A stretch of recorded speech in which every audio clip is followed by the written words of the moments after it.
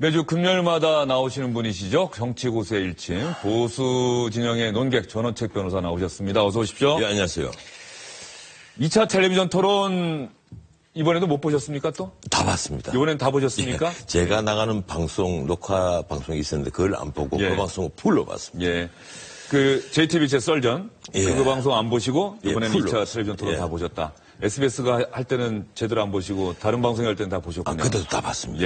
예, 알겠습니다. 80%를 봤습니다. 전 변호사님, 그러시면 이번 2차 텔레비전 토론 전 변호사님이 매기는 순위가 있을까요? 예, 제가 이미 그 다른 방송에서 얘기를 한번 한 적이 벌써 있었는데, 하셨습니까? 예, 뭐 예. 약간 언급을 했습니다. 예. 했는데 솔직히 말해서 평균 점수 과락을 면하신 분이 한 분 있었고 나머지는 아마 우리 국민들이 똑같은 생각이 있을 거예요. 아니 우리 지도자 될 분이 저 정도 내공, 저 정도 대응력, 순발력으로 어떻게 하실 건가. 이 대통령이 되면 정말 답변이 그리고 정답이 결정되어 있지 않는 수많은 질문들이 언제 어디서 어떻게 자기 책상 위에 놓을지는 모르는 거예요. 그렇죠. 그러면 거기에 대해서 물론 주변 참모들이 다 있습니다만 그 결과에 대해서 책임져 줄 사람은 아무도 없습니다. 책임은 혼자 져야 되는 겁니다. 그러면 거기에 대해서 평소에 뭐 내공이라고 해야 됩니까? 지식이라고 해야 됩니까? 기본적인 자기 잣대와 지식이 있어야 되는 것이거든요.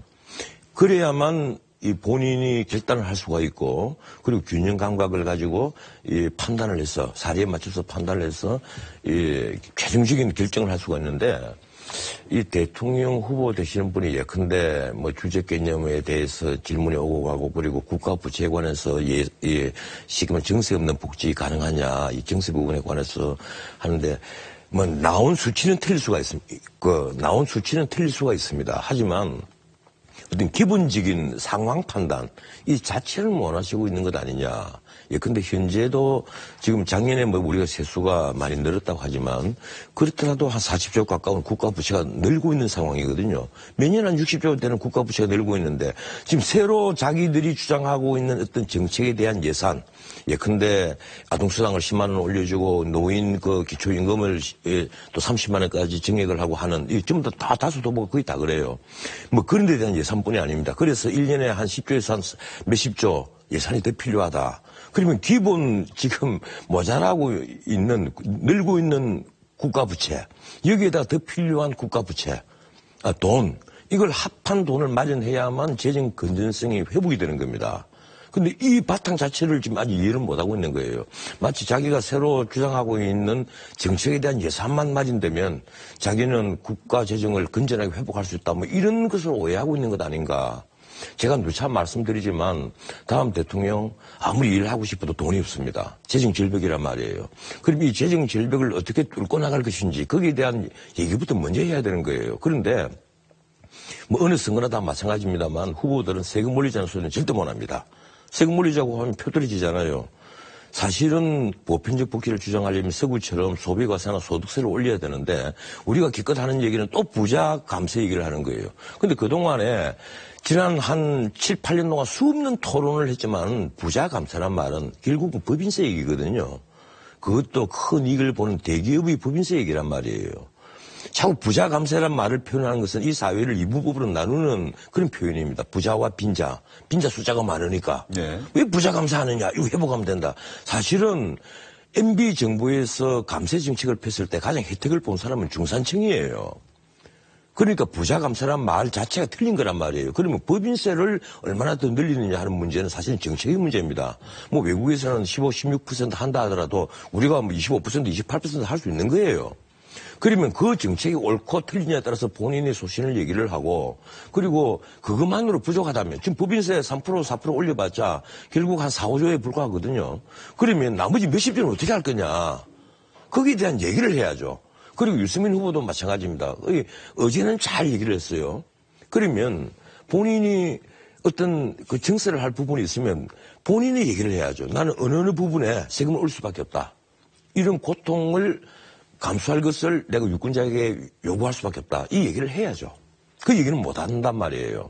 그래서 제가 보기에는 결국 우리 리더들이 되려 하는 이 5분, 이분 토론을 지켜보면서 그래도 종합 평점에서 과락을 면한 분은 한 분 정도, 나머지 네 분은 정말 아직까지는 공부 좀 더 하셔야 된다. 이런 느낌을 받았는데 저는 이렇게 생각합니다. 한 분이 누구신지 좀 말씀해 주시죠. 그건 이제 선거법에 좀 제촉될 것 같아서 내가 말씀을 안 드리겠는데 실제 보면요. 이 사실 내공은 좀 다 있을 거예요. 그동안에 이 정치를 얼마나 오래 다 해오셨습니까? 그런데 그걸 일목요연하게 정리해서 전달하는 것도 사실 힘입니다. 그것도 내공이고. 그리고 우선 이분들이 나는 너무 유권자들이 눈치를 보는 것 아니냐. 이 서구 사회가 지금 다 어려워진 이유가 영국, 프랑스, 독일, 이탈리아 할 것 없이 전부 다 지금 재정식자잖아요. 왜 그렇습니까? 이전 지출 때문에 그렇거든요. 그리고 표를 넣기 위해서 선심성 공약을 다 내놓기 때문에 어느 나라든 다 마찬가지예요. 근데 우리는 그게 더 도가 심하다는 거죠. 그래서 우리 지도자 되실 분들이 나는 이번에는 좀 더 나은 선거, 좀 더 나은 방향의 정치를 해야만 되지 않느냐. 제가 굳이 말씀드리자면 이번에는 좀 보수 쪽 후보들이나 잘한 것 아니냐 이렇게 봅니다. 이번 토론 말씀입니까? 사실 어제가 그래요.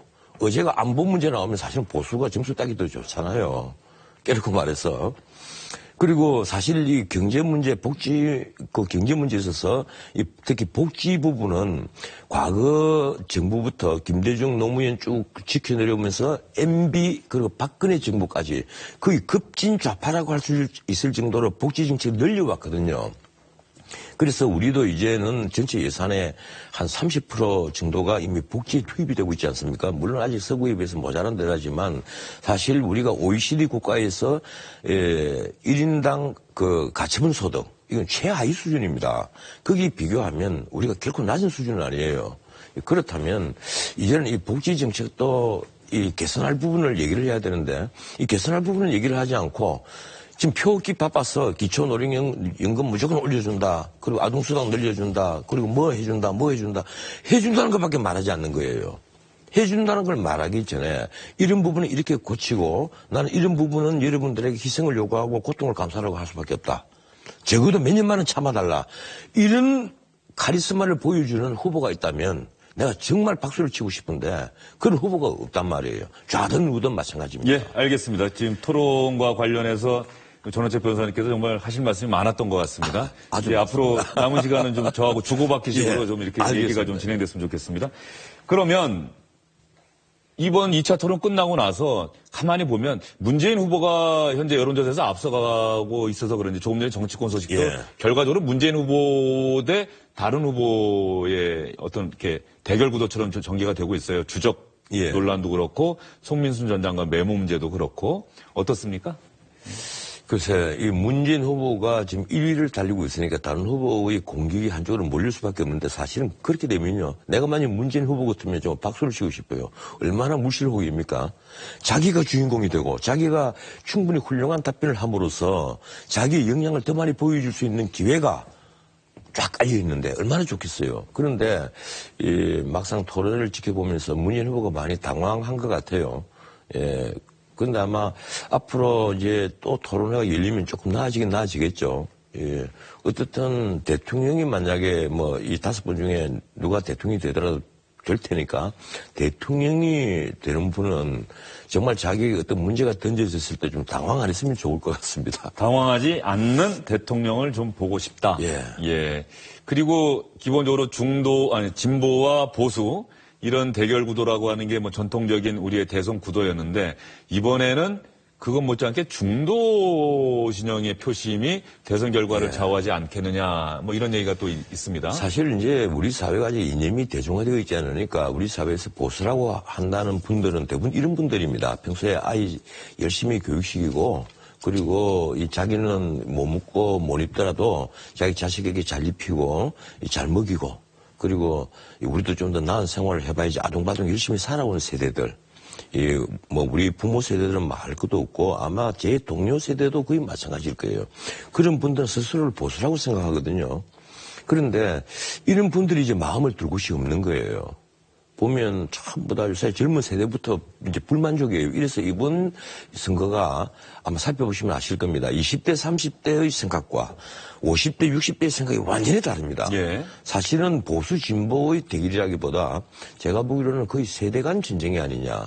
더 나아가서 좌우의 대결이라고도 부를 수 있을 겁니다. 보수 진보보다는 오히려 좌파 우파 이런 느낌이 더 강해요. 특히 대북 문제를 두고 벌어지는 논란을 지켜보면서 보수주의, 진보주의 이런 어떤 이념이 대중화되어 있는 사회에서 벌어지는 어떤 전쟁이라기보다는 이 좌파 우파 이건 물론 정신적인 개념 판단이에요. 나는 오른쪽에 있다. 나는 정말 빨갱이는 용서 못해. 아니면 나는 저놈들은 꼴통들이야. 난 용서 못해. 뭐 이런 식의 어떤 자기 나름대로의 잣대를 가진 분류란 말이에요. 나는 그래서 뭐 우파다. 뭐 이런 생각들을 하고 있는 거예요. 이런 좌우의 대결에 있어서는 우리나라에서는 아직도 우파가 유리할 수밖에 없습니다. 우리가 분단 국가거든요. 그리고 세대 간의 전쟁은 참 문제예요. 젊은 세대들은 숫자는 적은 대신에 세대 간의 전쟁 말씀하시니까 예. 그런 얘기를 하신 분들이 있더라고요. 얼마 전에 4.19였지 않습니까? 4.19 때 대통령 하야라고 요구를 했고 예. 또 가자 북으로 오라남으로 이런 예. 움직임이 있었습니다. 그 당시에 4.19 운동에 주역이었던 젊은 세대들이 지금 70대, 80대예요. 예, 그렇죠. 예, 그런데 얼마 전에 촛불 집회, 물론 젊은 층만이 참석한 집회는 아니었습니다만 다양한 연령대가 다 참석을 했습니다만 어쨌든 젊은 층이 중심이었다고 한다면 촛불 집회의 목소리와 4.19 때의 목소리가 크게 다르지 않은데 세월이 흘러서 그 당시 같은 요구를 했던 지금의 70대, 80대와 또 지금의 20대, 30대가 왜 이렇게 서로 다른 생각을 하고 있는지 이 부분에 대해서 고개를 갸웃거리는 분들도 좀 있더라고요. 경험이죠. 자기 자신이 그 가정의 경제 주체가 되어서 이 경제를 꾸려가고 아이들을 교육시키고 살아오고 하면서 이 세상을 보는 눈이 넓어진 겁니다. 그리고 젊은 세대는 이 기존의 어떤 틀을 바꾸고 싶어 하거든요. 이 틀 그대로 있으면 우리 사회는 그대로 고착이 되고 우리 사회에는 이 움직임이 없다, 바뀜이 없고 역동성이 부족해진다 하는 어떤 분노가 있는 거예요. 그리고 젊은 또 시대에는 누구나 휴머니즘을 갖고 있습니다. 누구나 휴머니스트예요. 가난하고 불쌍하고 인사보면 그 가난한 사람 또 여러 원인이 있잖아요. 정말 운이 없는 사람, 그리고 자기가 노력을 열심히 하는데도 너무 주변의 환경이 나빠서 이 가난을 못 벗어나는 사람도 있지만 또 한편 게으르고 처음부터 능력이 부족해서 뭐 이 사람은 우리 사회에서 도저히 그 정상인으로 활동 못하는 사람, 이런 사람들 또 가난에 빠진 사람이 있거든요. 어떻든 이제 나이가 들면 이 가난한 사람들을 보는 시각도 바뀌고 또 부자를 보는 시각도 또 바뀌어요. 정말 청부들이 있고 우연히 재벌의 아들로 태어나서 그대로 이 부자로 부자로 있는 사람도 있단 말이에요. 이 우연한 부자, 자기 재능과 노력으로 부자가 된 사람, 이 보는 시각이 다 바뀌는 거예요. 그런데 이제 젊은 시대에는 어둡고 이 찬바람이 부는 곳만 보면 눈물이 나는 겁니다. 왜 똑같은 사람으로 태어나서 왜 누구는 저렇게 호요식 하는데 누구는 외제차 타고 큰 집에 떵떵거리며 잘 사는데 누구는 저렇게 사느냐, 이 휴머니즘이에요. 그런데 그래서 사회를 바꿔야 되겠다. 그리고 내가 아무리 노력해봤자 나는 내하고 같은 클래스에 빈둥빈둥거리고 외제차 타고 다니는 제 친구보다 내가 더 나을 수가 없다, 이런 절망감이 들면 좌파가 되는 겁니다. 하지만 이제 나이가 들고 가정을 꾸리고 자기 열심히 노력해서 한 일가를 이루게 되면 생각이 바뀌는 거죠. 예, 알겠습니다. 그것이 이제 그 나이 든 사람이 어차피 보수적 성향을 많이 가지고 젊은 친구들이 진보적 성향을 많이 가지는 이유일 겁니다. 바로 그 부분이 이번 대선의 승부를 가를 수 있는 또 다른 관전 포인트가 될 것이다. 그리고 원래 변호사님 시인이셨으니까 이번 대선 끝나고 나면은 또 좋은 시도 좀 많이 쓰시기로. 알겠습니다. 고맙습니다. 말씀드리겠습니다. 오늘 말씀 잘 들었습니다. 고맙습니다. 이분은 정말 아직까지는 공부 좀 더 하셔야 된다, 이런 느낌을 받았는데 저는 이렇게 생각합니다. 한 분이 누구신지 좀 말씀해 주시죠. 그건 이제 선거법에 좀 제촉될 것 같아서 내가 말씀을 안 드리겠는데, 실제 보면요, 이 사실 내공은 좀 다 있을 거예요. 그동안에 이 정치를 얼마나 오래 다 해오셨습니까? 그런데 그걸 일목요연하게 정리해서 전달하는 것도 사실 힘입니다. 그것도 내공이고. 그리고 우선 이분들이 나는 너무 유권자들이 눈치를 보는 것 아니냐. 이 서구 사회가 지금 다 어려워진 이유가 영국, 프랑스, 독일, 이탈리아 할 것 없이 전부 다 지금 재정식자잖아요. 왜 그렇습니까? 이전 지출 때문에 그렇거든요. 그리고 표를 넣기 위해서 선심성 공약을 다 내놓기 때문에 어느 나라든 다 마찬가지예요. 근데 우리는 그게 더 도가 심하다는 거죠. 그래서 우리 지도자 되실 분들이 나는 이번에는 좀 더 나은 선거, 좀 더 나은 방향의 정치를 해야만 되지 않느냐. 제가 굳이 말씀드리자면 이번에는 좀 보수 쪽 후보들이나 잘한 것 아니냐, 이렇게 봅니다. 이번 토론 말씀입니까? 사실 어제가 그래요. 어제가 안보 문제 나오면 사실은 보수가 점수 따기 더 좋잖아요. 깨놓고 말해서. 그리고 매주 금요일마다 나오시는 분이시죠. 정치고수의 일침, 보수 진영의 논객 전원책 변호사 나오셨습니다. 어서 오십시오. 예, 안녕하세요. 2차 텔레비전 토론 이번에도 못 보셨습니까 또? 다 봤습니다. 이번엔 다 보셨습니까? 예, 제가 나가는 방송, 녹화 방송이 있었는데 그걸 안 보고 예. 그 방송을 풀로 봤습니다. 예. 그 JTBC 썰전 예. 그 방송 안 보시고 예, 이번에는 풀로 2차 텔레비전 토론 예. 다 보셨다. SBS가 할 때는 제대로 안 보시고 다른 방송이 할 때는 다 보셨군요. 그때도 다 봤습니다. 예, 알겠습니다. 80%를 봤습니다. 전 변호사님, 그러시면 이번 2차 텔레비전 토론 전 변호사님이 매기는 순위가 있을까요? 예, 제가 이미 그 다른 방송에서 얘기를 한번 한 적이 벌써 있었는데, 하셨습니까? 예, 뭐 예. 약간 언급을 했습니다. 예. 했는데, 솔직히 말해서, 예, 평균 점수 과락을 면하신 분이 한 분 있었고, 나머지는, 예, 아마 우리 국민들이 똑같은 생각이 있을 거예요. 아니, 우리 지도자들 분이 저 정도 내공, 저 정도 대응력, 순발력으로 어떻게 하실 건가. 이 대통령이 되면 정말 답변이 그리고 정답이 결정되어 있지 않는 수많은 질문들이 언제 어디서 어떻게 자기 책상 위에 놓을지는 모르는 거예요. 그렇죠. 그러면 거기에 대해 뭐 그런 데 대한 예산뿐이 아닙니다. 그래서 1년에 한 10조에서 한 몇십조 예산이 더 필요하다. 그러면 기본 지금 모자라고 있는 늘고 있는 국가부채 여기에다 더 필요한 국가부채 돈 이걸 합한 돈을 마련해야만 재정 건전성이 회복이 되는 겁니다. 근데 이 바탕 자체를 지금 아직 이해를 못하고 있는 거예요. 마치 자기가 새로 주장하고 있는 정책에 대한 예산만 마련되면 자기는 국가 재정을 건전하게 회복할 수 있다. 뭐 이런 것을 오해하고 있는 것 아닌가. 제가 누차 말씀드리지만 다음 대통령 아무리 일을 하고 싶어도 돈이 없습니다. 재정 절벽이란 말이에요. 그럼 이 재정 절벽을 어떻게 뚫고 나갈 것인지 거기에 대한 얘기부터 먼저 해야 되는 거예요. 그런데 뭐 어느 선거나 다 마찬가지입니다만 후보들은 세금 올리자는 소리는 절대 못합니다. 세금 올리자고 하면 표들이 지잖아요. 사실은 보편적 복지를 주장하려면 서구처럼 소비과세나 소득세를 올려야 되는데 우리가 기껏 하는 얘기는 또 부자 감세 얘기를 하는 거예요. 근데 그동안에 지난 한 7, 8년 동안 수없는 토론을 했지만 부자 감세란 말은 결국은 법인세 얘기거든요. 그것도 큰 이익을 보는 대기업의 법인세 얘기란 말이에요. 자꾸 부자 감세란 말을 표현하는 것은 이 사회를 이부법으로 나누는 그런 표현입니다. 부자와 빈자. 빈자 숫자가 많으니까. 네. 왜 부자 감세하느냐. 이거 회복하면 된다. 사실은 MB 정부에서 감세 정책을 폈을 때 가장 혜택을 본 사람은 중산층이에요. 그러니까 부자 감세란 말 자체가 틀린 거란 말이에요. 그러면 법인세를 얼마나 더 늘리느냐 하는 문제는 사실은 정책의 문제입니다. 뭐 외국에서는 15, 16% 한다 하더라도 우리가 뭐 25%, 28% 할 수 있는 거예요. 그러면 그 정책이 옳고 틀리냐에 따라서 본인의 소신을 얘기를 하고 그리고 그것만으로 부족하다면 지금 법인세 3%, 4% 올려봤자 결국 한 4, 5조에 불과하거든요. 그러면 나머지 몇십 조는 어떻게 할 거냐. 거기에 대한 얘기를 해야죠. 그리고 유승민 후보도 마찬가지입니다. 어제는 잘 얘기를 했어요. 그러면 본인이 어떤 그 정세를 할 부분이 있으면 본인이 얘기를 해야죠. 나는 어느 부분에 세금을 올 수밖에 없다. 이런 고통을 감수할 것을 내가 유권자에게 요구할 수밖에 없다. 이 얘기를 해야죠. 그 얘기는 못 한단 말이에요. 그래서 제가 보기에는 결국 우리 리더들이 되려 하는 이 5분, 이번 토론을 지켜보면서 그래도 종합 평점에서 과락을 면한 분은 한 분 정도, 나머지에서 물론 주변 참모들이 다 있습니다만 그 결과에 대해서 책임져 줄 사람은 아무도 없습니다. 책임은 혼자 져야 되는 겁니다. 그러면 거기에 대해서 평소에 뭐 내공이라고 해야 됩니까? 지식이라고 해야 됩니까?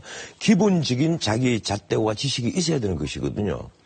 그래야만 이 본인이 결단을 할 수가 있고 그리고 균형 감각을 가지고 이 판단을 해서 사리에 맞춰서 판단을 해서 이 최종적인 결정을 할 수가 있는데 이 대통령 후보 되시는 분이 예컨대 뭐 주적 개념에 대해서 질문이 오고 가고 그리고 국가 부채에 관해서 시기면 정세 없는 복지 가능하냐 이 정세 부분에 관해서 하는데 뭐 나온 수치는 틀릴 수가 있습니다. 나온 수치는 틀릴 수가 있습니다. 하지만 어떤 기본적인 상황 판단 이 자체를 못 하시고 있는 것 아니냐. 예, 근데 현재도 지금 작년에 뭐 우리가 세수가 많이 늘었다고 하지만 그렇더라도 한 40조 가까운 국가 부채가 늘고 있는 상황이거든요. 매년 한 60조 되는 국가 부채가 늘고 있는데 지금 새로 자기들이 주장하고 있는 어떤 정책에 대한 예산 예, 근데 아동수당을 10만 원 올려주고 노인 그 기초임금을 또 30만 원까지 증액을 하고 하는 이 전부 다 다수도 뭐 거의 다 그래요.